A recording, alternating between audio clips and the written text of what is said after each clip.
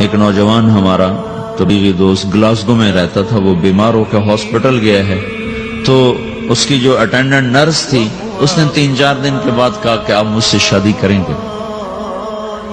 اس نے کہا میں مسلمان ہوں، تم کرسچن ہو؟ کہ میں مسلمان ہو جاؤں گی، اگر آپ شادی کر دو تو میں مسلمان ہوتا۔ اس نے کہا تم کس وجہ سے مجھے یہ پیشکش کر دو؟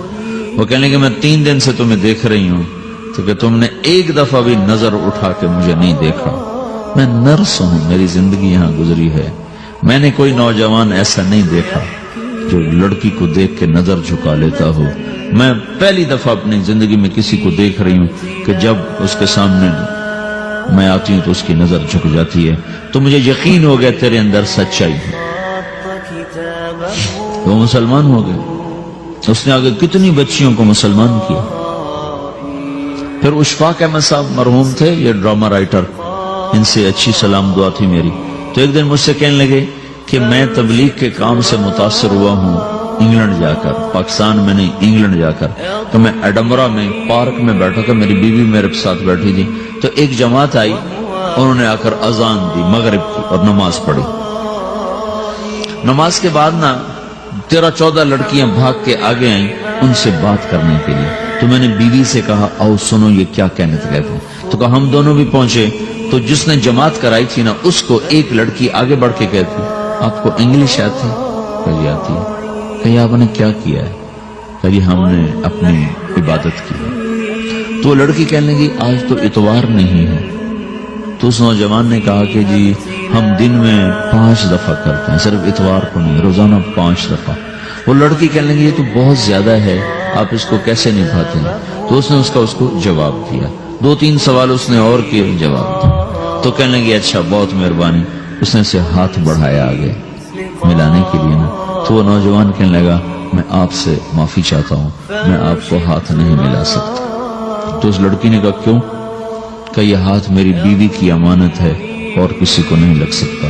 تو لڑکی کھڑی تھی، وہ زمین پہ گر گئی، صرف اس بوجھ پر زمین پہ گر گئی، کھڑے کھڑے وہ زمین پہ گر گئی اور وہ بچوں کی طرح رونے لگی پھوٹ پھوٹ کے، اور کہنے لگی وہ لڑکی کتنی خوش قسمت ہے جس کے تم خامد، کاش یورپ کے مرد بھی ایسے ہی ہوتے۔ جس رب نے نفسیات بنائی ہے وہ اگر کوئی عورت کپڑے اتار دے تو اس کی نفسیات بدل جاتی، چاہے وہ مغرب میں پیدا ہو چاہے وہ مشرق میں پیدا ہو۔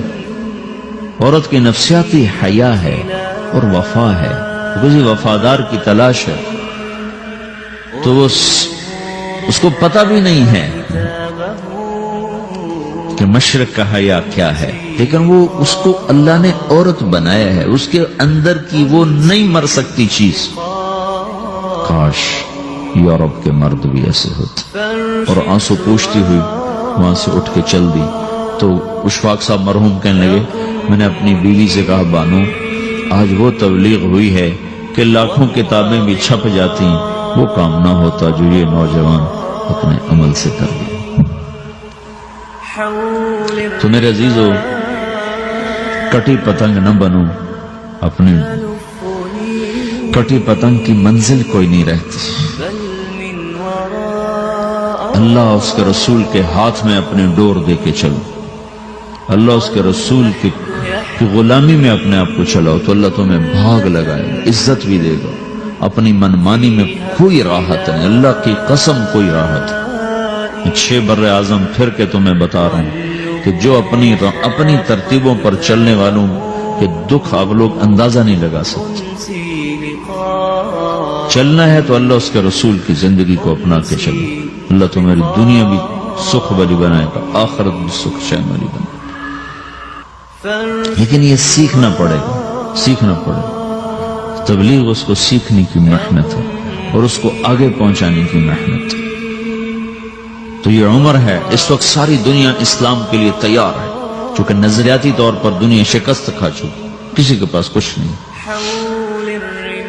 تو ہمارے پاس ایک ایسا خوبصورت نظریہ ہے کہ جو ان کو بڑی تیزی سے اپنی طرف کھینچ سکتا ہے، اور اللہ کا احسان ہے کہ تیزی کے ساتھ نسلوں کا رخ اللہ کی طرف ہو رہا ہے۔ تھوڑی ہمت کرو، چھٹیوں کا وقت تبلیغ میں دو، باقی وقت اپنی تعلیم کو دو، گھر جاؤ تو ماں باپ کے خادم بن کے رہو، نوکر بن کے رہو۔